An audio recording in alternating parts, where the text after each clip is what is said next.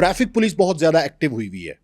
محض 2 دن کے اندر 76,000 چلان کیے گئے اور اس کے ساتھ ساتھ 7 کروڑ روپے سے زائد جرمانہ جو ہے وہ قومی خزانے میں جمع ہوا. اور اس کے ساتھ ساتھ آپ نے دیکھ لیا کنٹینر کے کنٹینر لوگوں سے بھر کے آ رہے ہیں اور حوالات میں جگہ ہی نہیں بچی, اتنی ایف آئی آرز دی ہیں. دیکھیں یہ ٹریفک کی جو رولز کی پابندی ہے وہ بڑا خوش آئند ہے.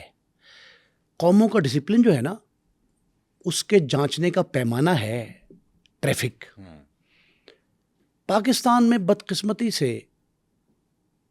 100 سال ہونے کو ہمیں ہیں, لیکن ہم ابھی تک ٹریفک کے معاملات میں نہ صرف یہ کہ بہت پیچھے ہیں بلکہ کئی انسانی جانیں جو ہے نا محض اس بے ہنگم پن کی نظر ہو کر ہر سال ضائع ہو رہی ہیں.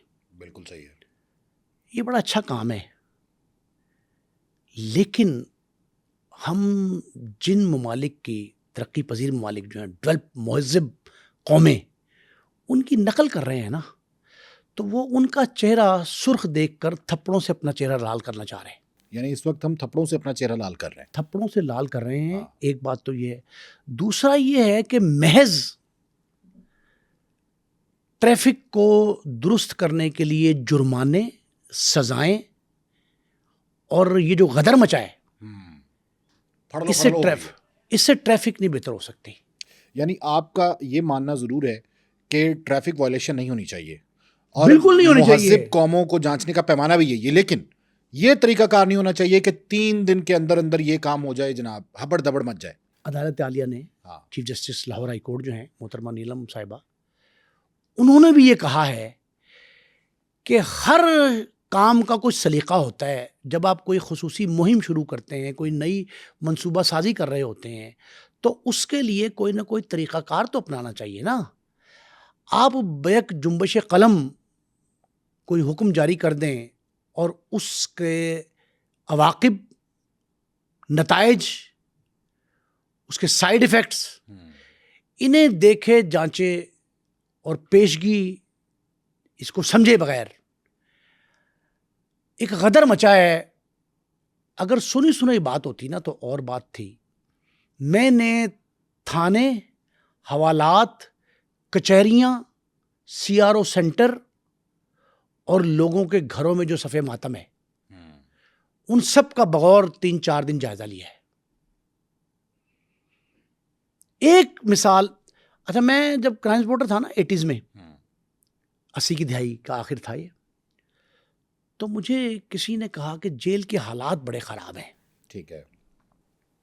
میں نے کہا جی کیا ہوتا ہے؟ انہوں نے کہا لاہور کی 2 جیلیں, سینٹرل جیل کوٹ لکھپت اور ڈسٹرکٹ جیل کیمپ جیل سے کہتے ہیں, یہ ہمارے فیروزپور روڈ پہ. انہوں نے کہا یہاں کے حالات بڑے خراب ہیں. میں نے 10-10, 20-20 گرام کے جعلی مقدمات اپنے خلاف منشیات کے درج کروا لیے. تعلقات تو تھے کرائم رپورٹر کے ہوتے ہیں. میں نے دونوں جیلوں میں کچھ وقت گزارا. آئی وٹنس اکاؤنٹ جو مجھے ملا نا,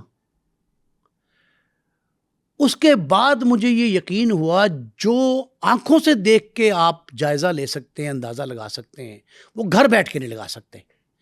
اب بہنے ہی یہ جو جب سے 3-4 روز سے 2 دن تو رعایتی تھے, پیر, منگل اور تیسرا دن جو ہم ریکارڈنگ کر رہے ہیں بدھ, 3 دن میں جو میں نے جو کچھ بالواسطہ طور پہ دیکھا ہے, بالواسطہ بتاتا ہوں کیسے.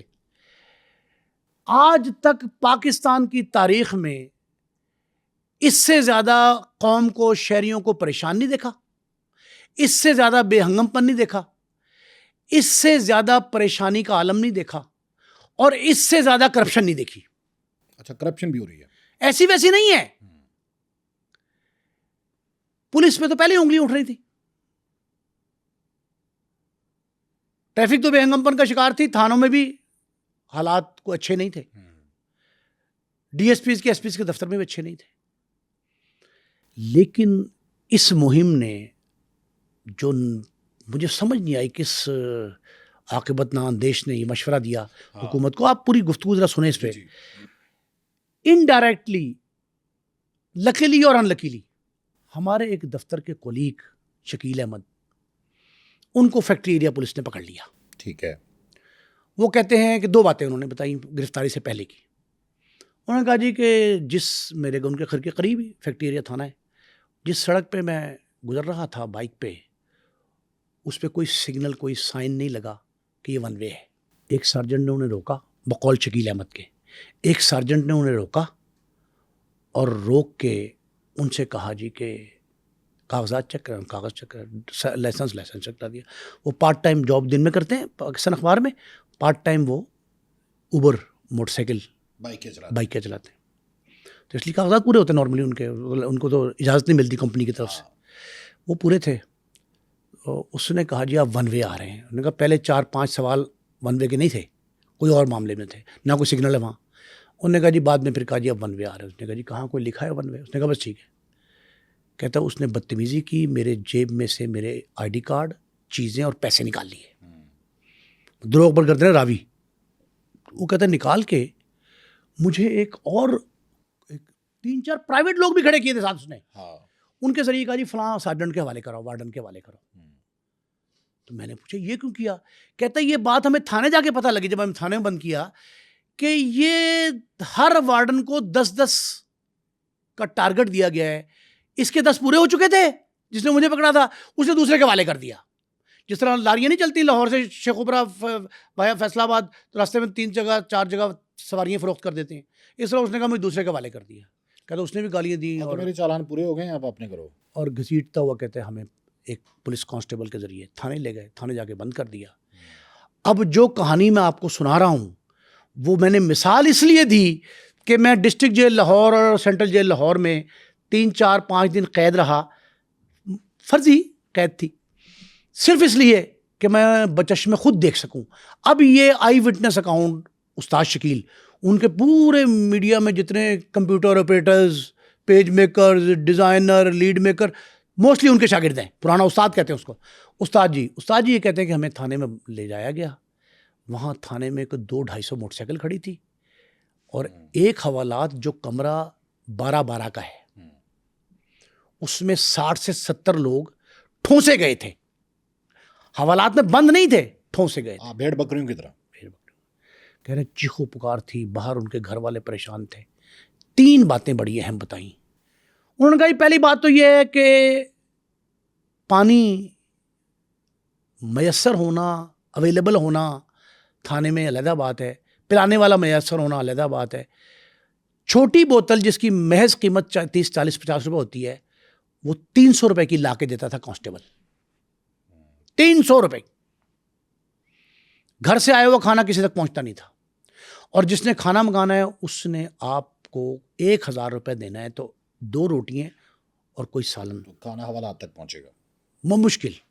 اب وہ کہتا تھا کہ 60-70 افراد ایک حوالات میں تھے, باقی بیرکیں جو ہوتی ہیں نا کمرے تفتیشیوں کے, ان میں ٹھونسے گئے تھے. کہتے میں حوالات میں تھا اور وہاں حالت یہ تھی کہ ایک دوسرے سے سانس بھی روک کر لینا پڑتا تھا, اتنے ساتھ جڑ کے. وہ کہتے ہیں کہ بس برابر کے کھڑے ہو جائیں تو جیسے بغل گیر ہو رہا ہے آدمی, اس طرح جڑ کے کھڑا ہونا پڑتا تھا. 12 کمرے میں 70 افراد, 60-70. کہہ رہا ہے کہ یہ جب ہو گیا تو انہوں نے موبائل بھی آپ سے لے لیے, کوئی رسید نہیں جی, کوئی کچھ نہیں. اور موبائل شوبائل لینے کے بعد جو ہے نا حوالات میں آپ کو بند رکھا. پہلی بات. دوسری بات یہ ہے کہ 20 سے 25 افراد ایسے تھے اس حوالات میں استاد شکیل کے ساتھ جن کے گھروں تک بھی اطلاع نہیں پہنچی تھی.